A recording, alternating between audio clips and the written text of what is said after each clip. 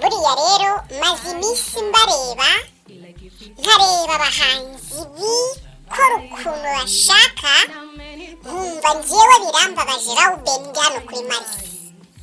Iyo ndebye abahanzi b'abakobwa b'abagore barimo bigira uko bashaka, biyambika uko bashaka, ngo nuko batangiye kubona ifaranga, reka mbabwire njyewe Rawubeni nzanye tarankuye hano kuri Marisi, umwana uzi kwambara, umwana uzi kuririmba.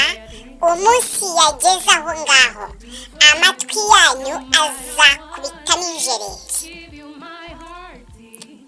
washyika hepfo aho ngaho epfo ngiyo mu midugudu ya henahe ngo Noresi, ngo Jackie Chandru, ngo Juliana Kanyomozi, ngo Saida Karori, ngo ba Marina ni igiki, ngo bwiza bwahe bubi, yaba kwita bubi bikagira inzira.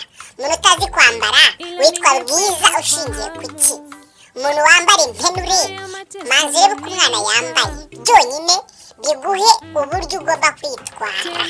Njyewe nzanye tarange Rawubeni, iyi tara umunsi nayishyize hanze ndimo ndabateguza umwana wambara neza, umwana uririmba neza, umwana uririmba bivuye ku mutima. Ndababwiza ukuri ko igihe cyanyu kirasohoye.